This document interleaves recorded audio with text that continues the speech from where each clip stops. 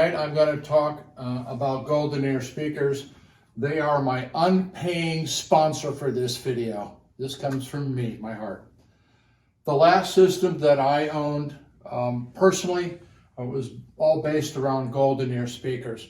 I mentioned earlier that I dearly love Martin Logan, and I do, but my room application didn't really allow for it. And I used GoldenEar speakers. And there's a number of reasons for it. And so I've done a basic little drawing of my room that I had. And you can immediately begin to see some issues. And the first issue is I've got an open wall this way, and I've got a corner set up over here. So I inherently have a bass problem in output because I've got the corner essentially reinforcing this side. And guess what? I don't. So one of the first things that attracted me to using GoldenEar in my personal system is one of the features that's on most of their line is called an active subwoofer. It's really a active bass. And this did two things. Oh, silly me. This does two things. One is that I can set the volume output in the low frequency region different between the left and the right speakers. So that helps me start setting up balance between the channels, which is very important when you're trying to do home theater, which I was doing, so that I don't have any distraction looking at the screen, and rather than being concentrated here, being visually sucked off by acoustics one way or the other. Number two is my cabinet system really basically allowed for the use of the center channel speaker. And in my case, I had a stand, and I could literally tuck this right underneath my plasma that I was using. And so that gave me, in terms of physical setup, something that I could really work with. And I also had occasionally being somewhat off on the side here, which is not ideal.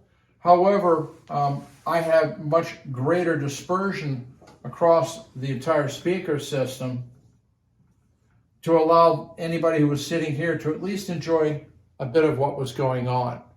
So we talked about the different driver technologies and how you use them and apply them. And so I was very, very happy to use the GoldenEar so that I could trim out the low frequency. By the way, Martin Logan also has a volume adjustment on their speakers in the bass region, but because of the nature of the panels, I couldn't get the coverage that I needed. So this is why we sell different brands of products, because people's needs are different. I really do enjoy the driver complement that GoldenEar uses. These are the reference speakers. Very shortly, we're going to have a very, very special video for you about GoldenEar products, and it's going to be very, very in-depth. It's something really exciting, and I want you to hopefully tune in a couple weeks because that video is going to be produced very quickly. So this is the setup. Now, what was really interesting in this application, oftentimes when I was doing home theater setup, one of the things I wanted to make sure of in my application is that I had really good bass output in the low frequency, in the rear channel speakers. And in a lot of applications, I would do that.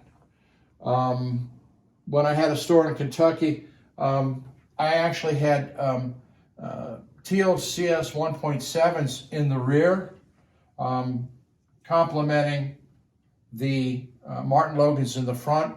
And that was because Teal had the only dynamic speaker that had drivers fast enough to keep up with Martin Logan's. I truly do miss Jim Teal. He was a fine, fine gentleman. But in my home application, when I tried to put something that really did the low frequency back here, I wound up screwing up the clarity of the entire system. It really caught me off guard because I wasn't expecting it.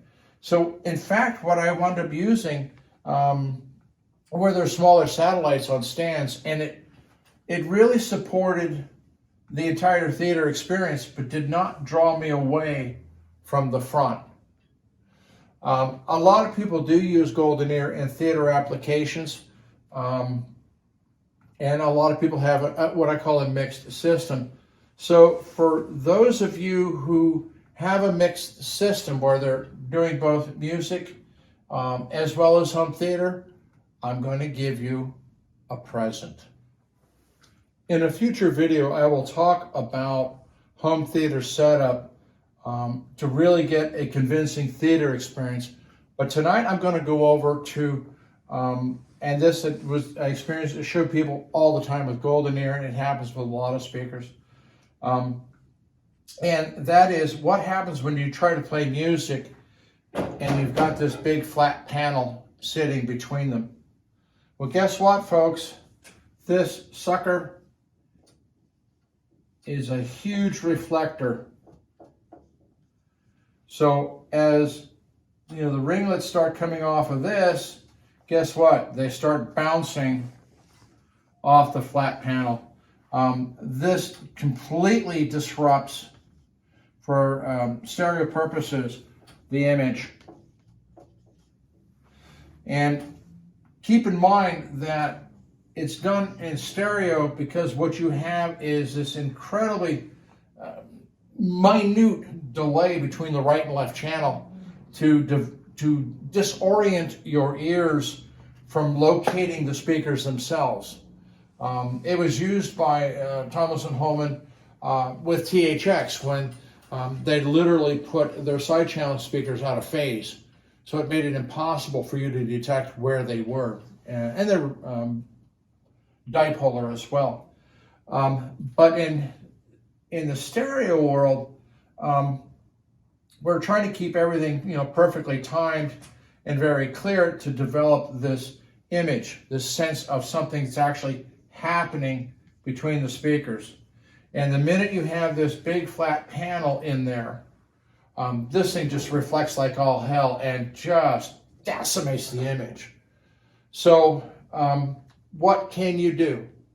Well, as I showed people numerous times, and I'll be showing people here very shortly, I actually had a very lovely piece of wool cloth that I would literally drape across and over the flat panel when I went to listen to music to knock this big piece of glass reflector out of there so that I would have the least amount of disruption to the image. Now, what you need to use for your system is going to be both room dependent, speaker dependent.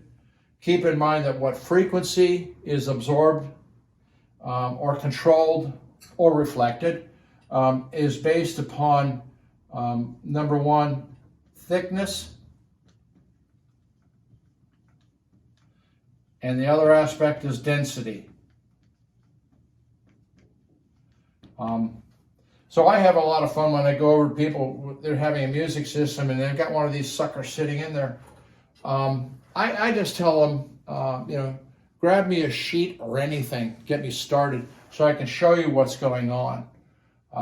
I've been known to take pillowcases or pillows and stuff them in there right off their couch. They think I've taken their house apart, but I wanted to show them what's going on. All right. And this was in conjunction with my using GoldenEar speakers, that when I had the home theater, everything was fine because I had that speaker in the center, which does 60% of the information, locking everything on the screen. That was fine. But the minute I went to music with my GoldenEar speakers, then I would drop this cloth, well, my wool blanket essentially, over this to knock that down so that I can enjoy the best of audio, my music that I could. And it worked extremely effectively. The way that the GoldenEars have been designed, there's not a lot of energy like a dome driver that's coming this way. So that was very helpful because they use a totally different tweeter technology. So it lifted it up a bit up and away, but I still got a bit of this. Just so people are very clear, while I talked about my affection for the Martin Logans, I, in fact, because of my needs, went to my other excellent option, which was GoldenEar products. So thank you guys. I had a wonderful time all the years with Sandy. A great gentleman, a lot of fun. And as we move forward, we'll see some wonderful new products.